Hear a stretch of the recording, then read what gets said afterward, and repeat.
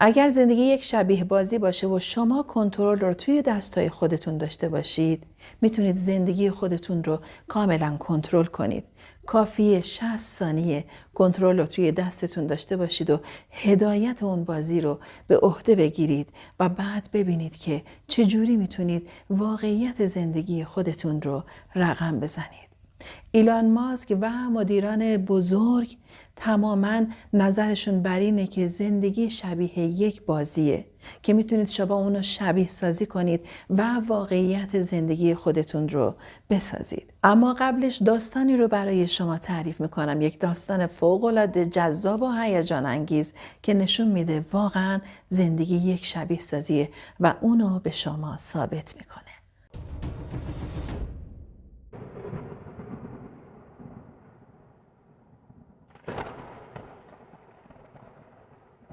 سینتیا استافورد، زنی که هر روز می نوشت که 12 میلیون دلار برنده شده و این 12 میلیون دلار رو هر روز توی دفتر خودش یادداشت می کرد و جالب این که در یکی از قرعه کشی هایی که انجام شد اون برنده 12 میلیون دلار شد. یا شخص دیگه ای که میتونم برای شما مثال بزنم، بیل مورگان، راننده یک کامیون استرالیایی که تصادف میکنه، یک تصادف فوق‌العاده وحشتناک و حتی توی کما میره، اما بعد وقتی که به هوش میاد در حالی که امید نداشته که زنده بمونه، میفهمه که 350,000 دلار برنده شده. بیل بعد از اینکه این اتفاق براش میفته و همه به نوعی هیجان زده میشن، کسی که قرار بوده بمیره و با مرگ دست و پنجه نرم میکرده چطور یه دفعه این اتفاق براش میفته و تمام اینا تصویرسازی های ذهنی بیل بوده و همیشه باور داشته که برنده یک جایزه بزرگ میشه.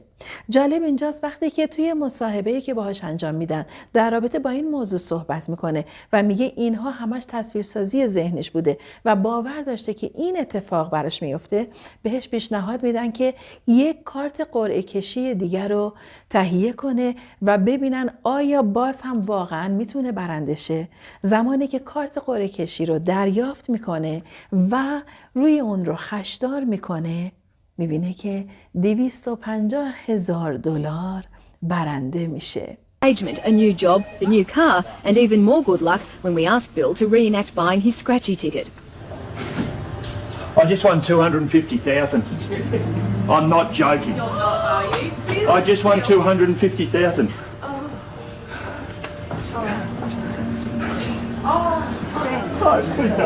و این ثابت میکنه که انسان‌ها هر چیزی رو میتونن خیلی راحت شبیه سازی کنن.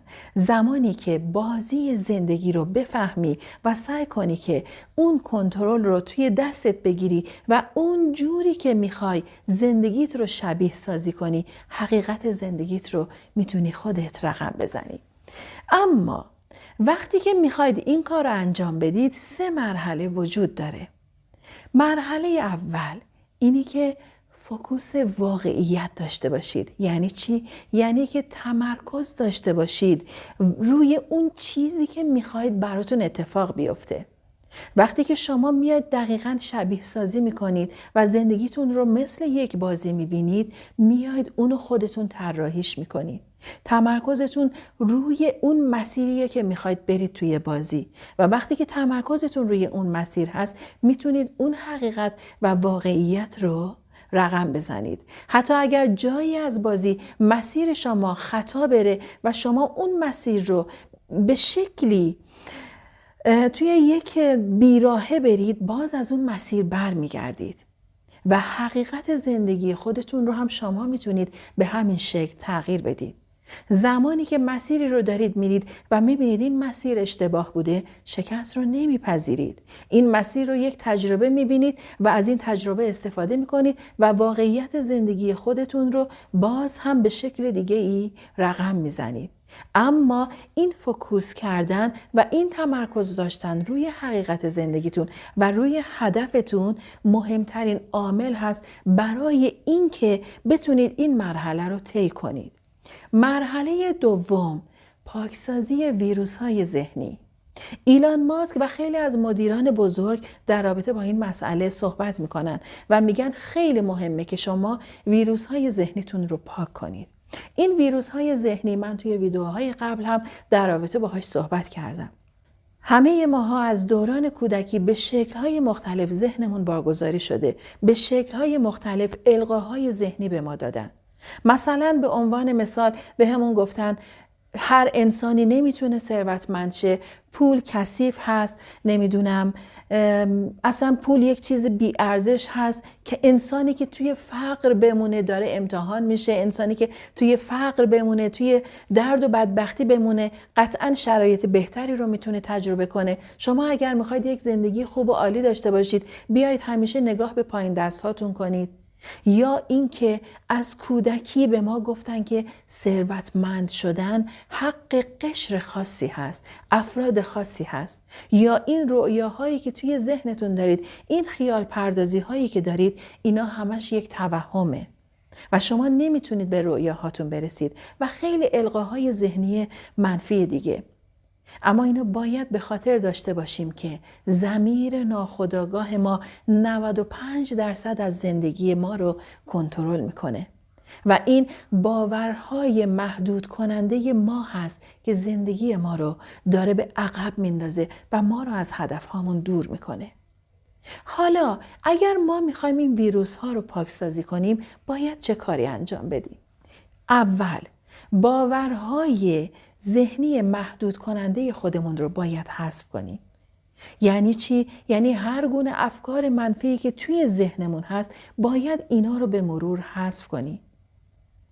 در رابطه با شبیه سازی بازی دقیقاً ماها اگر همین الان دقت کنید و برگردید به گذشته، به افکار خودتون، حتی به افکار همین 1 ساعت پیش خودتون، میبینید که تمام فکرهایی که توی ذهن شما بوده اکثریت افکار منفی هستن.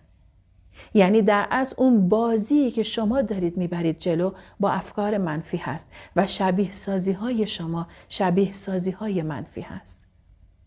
و به خاطر همین زندگی و مسیر زندگی شما رو به چیزهایی داره میره که نمیخواید توی زندگیتون اتفاق بیفته. پس کاری که باید انجام بدیم اینه که باورهای ذهنی منفی رو حذف کنیم و بعد کار دوم بازنویسی کدهای جدید. یعنی زمانی که ویروس رو پاکسازی کردید شما میاد برنامه‌های جدید میدید. یک کیس کامپیوتر رو شما در نظر داشته باشید یا لپتاپ. وقتی که ویروس یابیش میکنید، وقتی که یک سری برنامه هایی که میدونید آسیب میزنه به لپتاپتون، به ویندوزتون، اونا رو میایید پاک میکنید، بعد میایید برنامه های درست رو جایگزین میکنید. و دقیقاً همین کار رو باید برای خودمون انجام بدیم. باید بیایم جایگزین کنیم، کدهای مثبت بدیم، اون چیزهایی رو که میخوایم داشته باشیم، اون کدهایی رو باید بدیم که میخوایم حقیقت زندگیمون بشه و بارش باید مثبت باشه، همراه با ویروس و با تروجان نباید باشه. این کاریه که باید انجام بدیم. و مرحله سوم، حالا که میخواید از قدرت ضمیر ناخودآگاه خودتون استفاده کنید و حالا که این کارها رو تا این مرحله انجام دادید و باهاش آشنا شدید، کار بعدی که خیلی مهم هست و روشیه که ایلان ماسک یاد داده، اونم اینه که با انگشت اشاره یا با انگشت وسط در قسمت وسط ابرو اشاره می کنید. 12 تا برخورد به مدت 20 ثانیه. زمانی که این کار رو دارید انجام میدید به مدت 20 ثانیه سعی کنید 4 ثانیه مکس داشته باشید. دم 4 ثانیه مکس و اون لحظه این کار رو انجام میدید. 20 ثانیه اون 12 تا ضربه رو که میزنید، لحظه ای که این 12 تا ضربه رو زدید و مکس کردید، نفس خودتون رو حبس کردید و بعد میخواید اون 4 ثانیه بازدم رو داشته باشید، کاری که شما انجام میدید توی این لحظه مکس توجهتون رو میذارید روی خواستتون. همون لحظه به چیزی که میخواید براتون اتفاق بیفته فکر میکنید. مثلا به عنوان مثال اون لحظه خودتون رو توی ماشین دلخواهتون میبینید. اون لحظه خودتون رو توی رابطه دلخواهتون میبینید. اون لحظه خودتون رو توی خونه‌ای که دلتون میخواد زندگی کنید میبینید. توی اون سفری که دلتون میخواد داشته باشید میبینید. و وقتی که این ضربه رو زدید، موقعی که میخواید اینو ببینید، انگشت رو وسط ابروتون نگه میدارید و تصویر رو میبینید، تجسم میکنید. و واقعاً باید با بند وجودتون اون لحظه رو ببینید و حسش کنید. و زمانی که این کار رو انجام دادید و انگشت رو نگه داشتید و مکث کردید، چه کار میکنید؟ شکرگزاری میکنید. دارید اون صحنه رو میبینید و میگید خدایا شکرت، خدایا شکرت، خدایا شکرت. وقتی که انسان از قدرت ذهن خودش، از قدرت افکار خودش اینقدر قشنگ بتونه استفاده کنه و زمانی که از این روش قدرتمند استفاده میکنید، مطمئن باشید اون اتفاقی که میخواید 100% براتون میافته. این تمرین شاید 60 ثانیه طول بکشه و در روز میتونید چند بار این تمرین رو تکرار کنید. و وقتی که این تمرین رو تکرار کنید، اصلا روی ضمیر ناخودآگاه شما تمام خواسته های شما میشینه و شما با بند وجودتون حسش میکنید. انرژی مثبت اون افکار و احساسات روی وجود شما میشینه و باعث جذب اون خواسته و اتفاق میشه. عزیزای دلم، اینو بپذیریم. ما وارد یک بازی شدیم. این بازی رو قشنگ انجام بدیم، مراحل رو قشنگ طی کنیم و اگر به چیزی میخوایم فکر کنیم، هر افکاری که میخوایم وارد ذهنمون بشه، میگیم که افکار منفی باید پاکسازیشن، اما یک وقتهای این افکار منفی ممکنه به سمت شما هجوم بیارن. توی اون لحظه بهترین کار اینه که به نقطه تضادش فکر کنید و ببینید در مقابل چی میخواید براتون اتفاق بیفته. اون چیزی که میخواید براتون اتفاق بیفته، اونو تصور کنید، بهش فکر کنید و بعد این اشاره انگشت رو به وسط پیشونیتون انجام بدید و خواستتون رو برای خودتون محقق کنید و اجازه بدید که به خواسته ها و رویاهاتون از طریق این شبیه سازی برسید.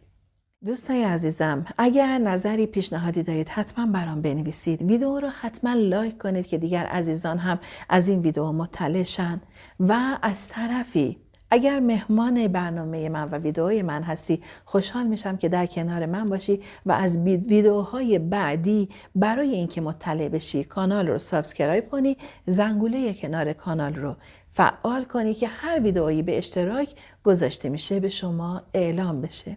و در نهایت بهت میگم که تو این زندگی رو یک بار بیشتر تجربه نمی کنی. از این زندگی به زیباترین شکل استفاده کن، بهره مند شو و این پازل رو به زیباترین شکل برای خودت بچین. چرا؟